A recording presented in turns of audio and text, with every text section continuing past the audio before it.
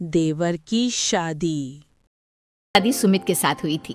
सुमित का एक छोटा भाई भी था और उसका नाम था अमित। और दूसरी तरफ निधि की एक छोटी बहन थी, उसका नाम था अंजलि। निधि के देवर अमित की अच्छी खासी नौकरी थी और निधि का ससुराल भी काफी पैसे वाला था।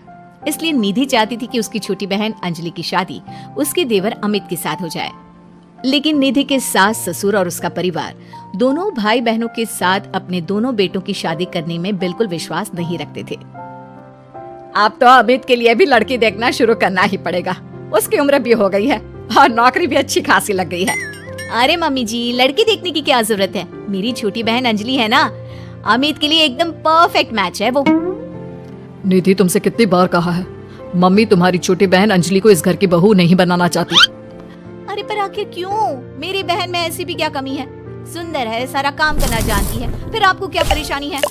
बात परेशानी की नहीं है बेटा, लेकिन मैंने शुरू से ही सोच रखा था एक ही घर की दो लड़कियां अपने बेटों के लिए नहीं लेकर आऊंगी। वो क्या है ना, दोनों बहनें देवरानी जेठानी बन जाएंगी तो बस प्रॉब्लम ही प्रॉब्लम आने वाली है। लेकिन निधि इस बात के लिए बिल्कुल तैयार नहीं थी। वो तो किसी भी कीमत पर अमित और अंजलि की शादी करवाना चाहती थी और इसीलिए उसने अपनी बहन अंजलि को अपने ससुराल में बुलाने का प्लान बनाया। कुछ दिनों के बाद सुमित, वो क्या है ना, मम्मी पापा कुछ दिनों के लिए मामा जी के घर पर चले गए हैं और अंजलि घर पर बिल्कुल अकेली है, तो मैंने सोचा उसे यहाँ बुला लेती हूँ। हाँ, क्यों नहीं भाई, तुम्हारी छोटी बहन है, तुम उसे बिल्कुल यहाँ बुला सकती हो। लेकिन सुनो, अमित और उसकी शादी के बारे में कोई बात मत छेड़ना, मम्मी इस बात के लिए कभी तैयार नहीं होगी। अगले दिन अंजलि निधि के ससुराल पहुँच जाती है और निधि के कमरे में। अरे दीदी, तुम्हारा देवर तो बहुत हैंडसम है, लेकिन मेरी तरफ नजर उठाकर भी नहीं देखता। अरे तू चिंता क्यों करती है, वो तेरी तरफ नजर उठाकर भी देखेगा और तू इस घर की बहू भी बनेगी। बस अब तू देखती जा। आप कहना क्या चाहती हैं दीदी? यही कि तू किसी न किसी तरह से बहाना करके कुछ दिन इस घर में रुक जा, बस फिर देख मैं क्या करती हूँ। अगर आपने मेरी शादी अमित के साथ करवा दी ना दीदी, तो जिंदगी भर आपकी सेवा करूंगी। मुझे तो वो आपकी शादी के बाद से ही बहुत पसंद है। अरे मेरी प्यारी बहना, तेरे दिल की खबर तो मुझे कब से लग गई थी। सब जानती हूँ मैं। बस अब चिंता मत करियो और जैसा मैं कहती हूँ वैसा करती जाओ। अगले दिन देख अंजलि, थोड़ी देर बाद मेरी सास बाथरूम से नहा कर निकलेगी, तो बाथरूम के दरवाजे पर थोड़ा सा पानी गिरा दे। ये क्या कह रही हो दीदी? आपकी सास गिर गई तो उसे चोट लग जाएगी और आपके लिए मुसीबत हो जाएगी। अरे पागल, जैसे ही वो गिरने लगे तो झट से जाकर उसे संभाल लेना। देख, मेरी सास के दिल में अब तुझे जगह बनानी है, इस घर की बहू बनना है या नहीं? हाँ दीदी, वो बात तो सही है। ठीक है, मैं चुपचाप जाकर बाथरूम के दरवाजे पर पानी गिरा कर आती हूँ। कुछ देर बाद सास जैसे ही गिरने लगती है, अंजलि वहाँ पर पहुँच जाती है। हे भगवान, अभी मैं गिर जाती तो मेरे हाथ पैर टूट जाते। अरे भगवान भला करे, तुमने मेरी जान बचा ली। मैंने कहा था ना मम्मी जी, मेरी बहन बहुत अच्छी है, सबकी मदद करती है। हाँ, बात तो तुम्हारी सही है अंजलि बेटा, भगवान तुम्हारा भला करे। आज तुम्हारी वजह से मैं तो मरते मरते बच गई।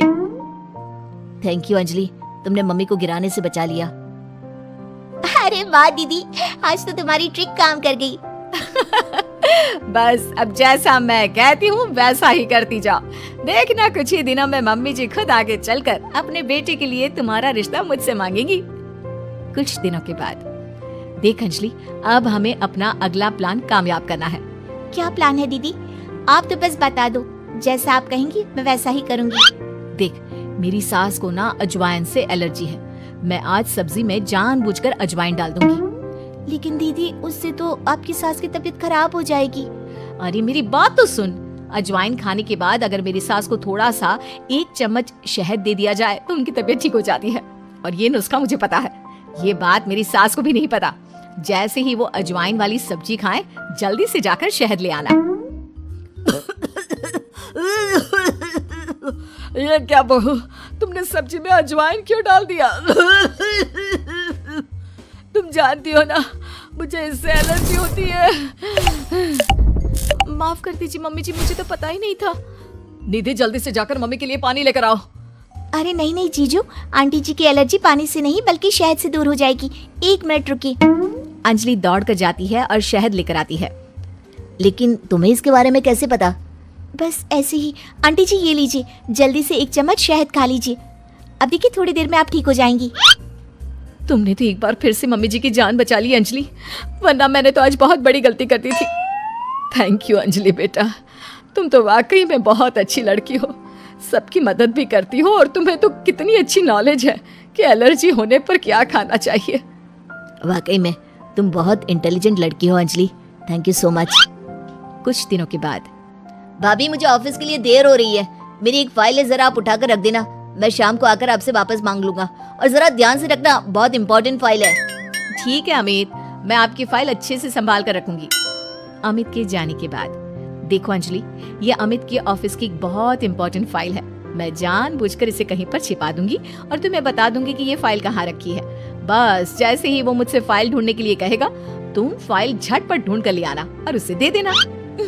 वाह दीदी, मुझे इस घर की बहू बनाने के लिए आप कितनी मेहनत कर रही हैं। शाम के वक्त, भाभी मैंने आपको एक फाइल संभाल कर रखने को दी थी, प्लीज जरा वापस दे दीजिए ना, मुझे एक प्रेजेंटेशन बनाना है। निधि उस फाइल को ढूंढने का नाटक करती है। क्या करूं देवर जी, आपकी फाइल मिल नहीं रही मुझे। अरे भाभी ये आप क्या कह रही हैं? अगर वो फाइल नहीं मिली तो मेरा प्रमोशन नहीं होगा, बहुत इंपॉर्टेंट फाइल है। अमित, ये रही तुम्हारी फाइल। दीदी ने ऐसे ही बैठक में छोड़ दी थी, और वो काम करने वाली आती है ना, वो इसे उठाकर डस्टबिन में डालने वाली थी, लेकिन सुबह मैंने तुम्हारी बात सुन ली थी तो संभाल कर रख दिया। अंजलि, मैं कैसे तुम्हारा शुक्रिया अदा करूं? तुम जानती नहीं तुमने मेरे लिए आज क्या किया है। अगर ये फाइल खो जाती ना तो मेरा बहुत बड़ा नुकसान हो जाता। देवर जी, मैं तो आपसे पहले से कह रही थी, मेरी बहन अंजलि बहुत अच्छी है। वाकई में बहुत समझदार और इंटेलिजेंट लड़की हो तुम, हमारे फैमिली के लिए कितना कुछ कर रही हो। पहले मम्मी को बचा लिया और आज मेरी फाइल। अगले दिन, मुझे लगता है कि अमित भी अंजलि को धीरे धीरे पसंद करने लगा है। तुमने फिर से वही कहानी कहना शुरू कर दिया। मैंने कहा ना, अंजलि की शादी अमित से हम नहीं करवाना चाहते। देखो बेटा, तुम्हारी बहन बहुत अच्छी है, लेकिन फिर भी मैं अमित के लिए किसी दूसरे घर की लड़की लाना चाहती हूँ। एक ही घर की दो लड़कियां मुझे अपनी बहू बनाकर नहीं लानी। मम्मी जी, मेरी बहन ने आपके लिए इतना कुछ किया और फिर भी आप उसके साथ ऐसा करी हैं।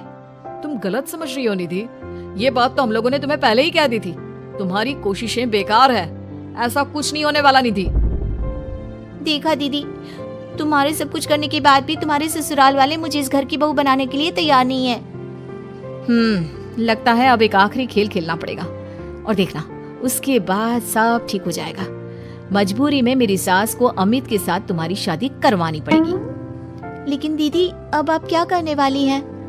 कल रात को जब अमित ऑफिस से देर से लौटेगा तो उसके खाने में बेहोशी की दवा डाल दूंगी। तुम चुपचाप उसके कमरे में उसके बेड पर जाकर लेट जाना, कुछ करने की जरूरत नहीं है, बाकी का सारा काम मैं संभालूंगी। निधि और अंजलि मिलकर अमित को फंसाने का प्लान बनाते हैं। दोनों अमित के खाने में बेहोशी की दवाई डाल देते हैं। भाभी, बड़े जोरों की भूख लगी है। दीदी तो सो गई है, आपके लिए खाना मैं लगा देती हूँ। हाँ हाँ बिल्कुल, वैसे रात काफी हो गई है, तुम सोई क्यों नहीं?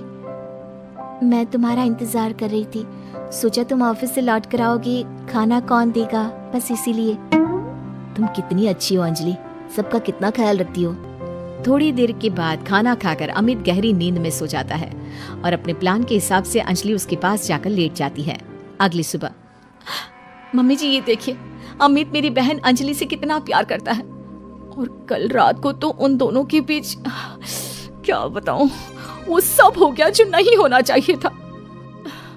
मुझे लगता है अब हमें उन दोनों की शादी करवा देनी चाहिए। नहीं नहीं भाभी, आप ये क्या कह रही हैं?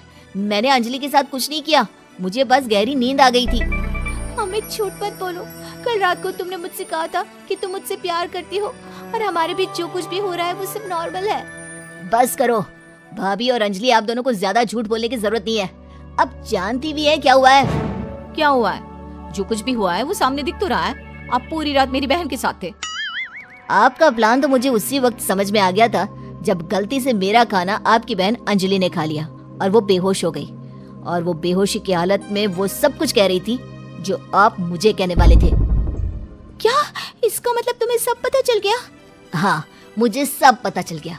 और आप सबकी जानकारी के लिए ये भी बता दूं कि मेरी पहले से ही एक गर्लफ्रेंड है शिवानी, और मैं उसे बहुत पसंद करता हूँ। देखो निधि, ये तुमने ठीक नहीं किया। अपनी बहन को इस घर की बहू बनाने के लिए तुम इस हद तक गिर सकती हो, मैंने कभी सोचा भी नहीं था।